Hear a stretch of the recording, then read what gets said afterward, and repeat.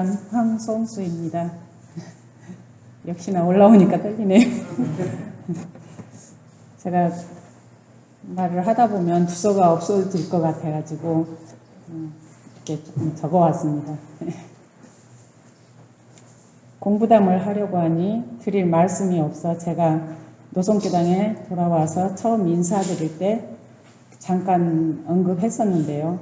상실일기 기재로 공부했던 일을 말씀드리고자 합니다.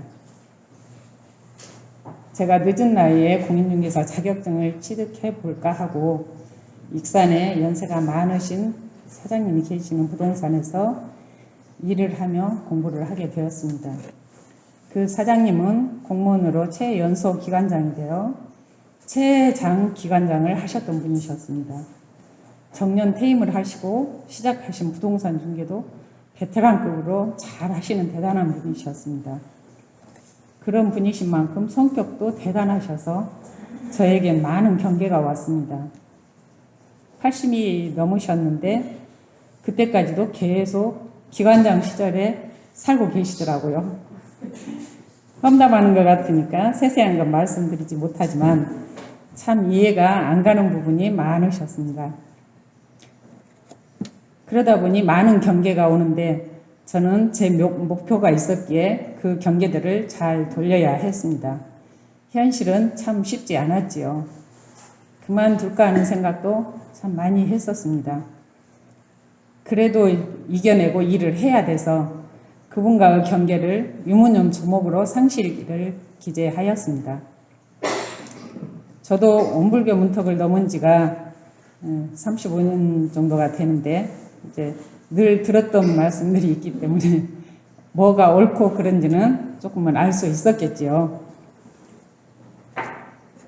근데 이제 그렇게 그분이 아닌 말씀을 하시면 자꾸 제가 옳고 그름을 얘기하려고 하더라고요. 그래서 얘기해봐야 그분에게는 통하지가 않는다는 것을 알게 되었어요. 그래서 유무념 조목이 이제 예를 들자면 아는 척 안 하기, 토달지 않기, 이제 또 여러 가지 있지만 등등 아무리 아닌 말씀을 하셔도 잘난 척 하지 않고 토달지 않고 네 하기로 유무념 대조를 시작하였습니다. 그렇지만 겉으로는 네 하는데 속에서는 화가 목까지 치밀어 오르더라고요. 그럴 때면 이제 일상수행의요법 제1조로 저는 마음을 많이 다스렸다고 생각이 됩니다. 화가 날 때면 이제 창문 쳐다보고 심지는 원래 열한함이었건만은 경계를 따라 있어지나니 그 열한함을 얻게 하는 것으로서 자성의 정을 세우자. 이제 막 그거를 이제 계속 1조만 계속 암송을 했어요.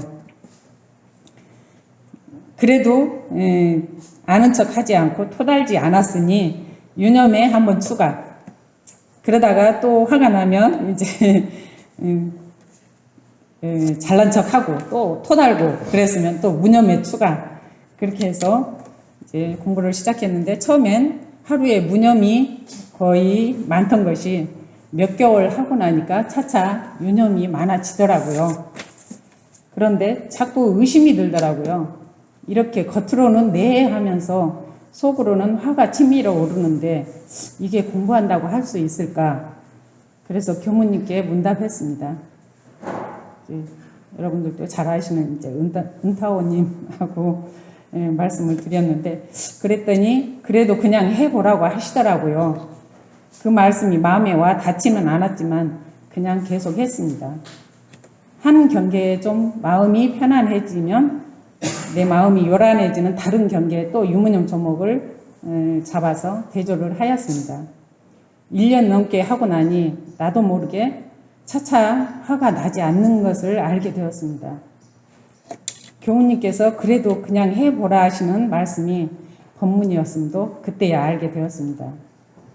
화가 나지 않으니 그냥 그런 분이시구나 이게 인정이 되어지고 그분은 원래 그런 분이셨는데 나 혼자 화가 나고 요란한 마음이 생기고 했던 것이었습니다.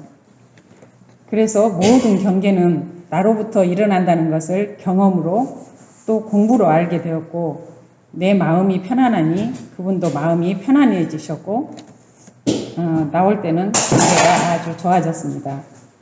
전주로 나오고 나서도 다시 올 수 없냐고 콜도 여러 번 하시더라고요.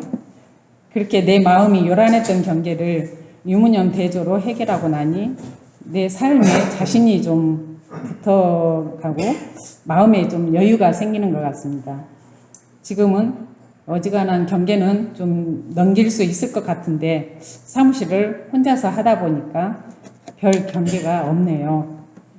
그래서 지난 말씀 드렸고 그분도 지금 생각하면 제가 자격증을 따게 된데 많은 도움을 주셔가지고 이제 그분 덕분에 자격증 따는데 도움이 됐던 것 같습니다. 그래서 그분께도 대단히 감사드리고 지난 말씀 드려서 죄송합니다. 감사합니다. 반갑습니다.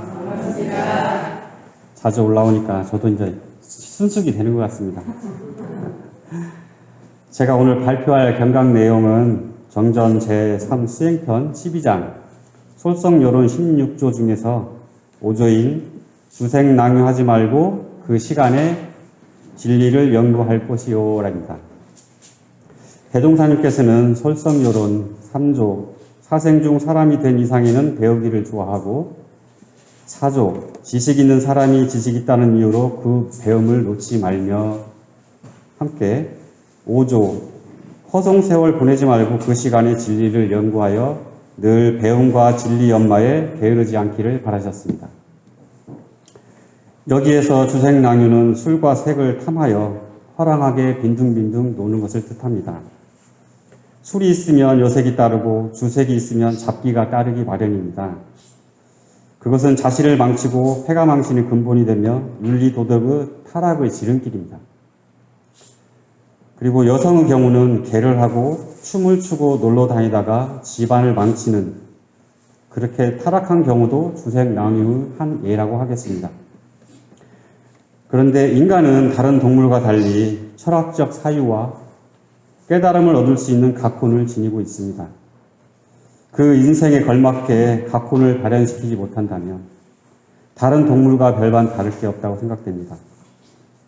인간으로 태어나 먹고 사는 데만 긍긍하다가 각혼의 영적 가치를 실현하지 못한다면 허망하고 아쉬울 것 같습니다. 다행히 각혼을 지닌 인간으로 태어나 배우기를 좋아해서 어느 정도 배움에 이른 것만으로도 좋아할 일이긴 하지만 이것만으로 만족하기에는 인생이 너무 아쉽습니다. 이왕이면 진리와 삶을 깨닫는 데까지 목표를 크게 두고 삶을 까닭 있게 산다면 후회 없는 수행자가 되지 않을까 싶습니다.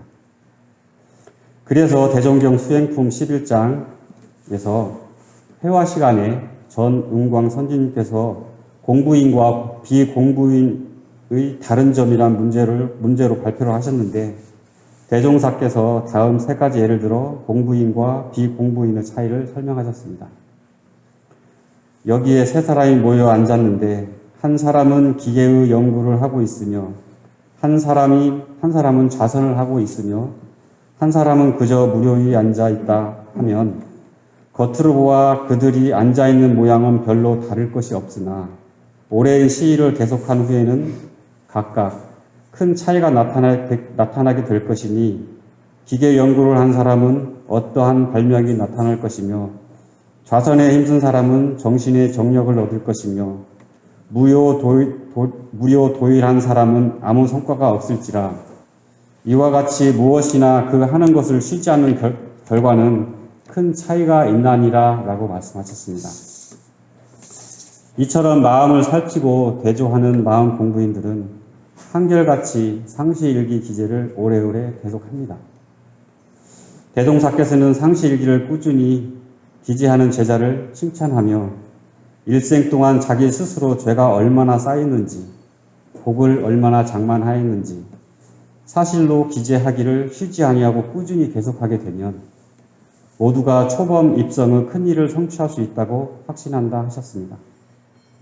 사람이 무슨 일을 하는 데 있어서 정성을 쉬지 아니하면 반드시 원하는 바를 이룰 수 있으므로 이것이 바로 성공의 기초가 된다 하셨습니다.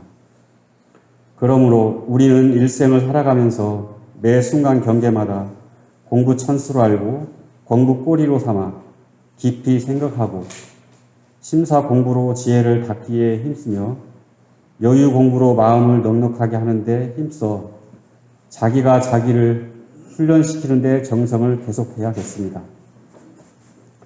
저희 노선교단 교도님께서 모두 순간순간 마음을 살피고 대조하는 데 정성을 계속하는 수행자, 공부인이 되신다면 성불하고 재중하시는 대과를 이루시지 않을까 생각합니다.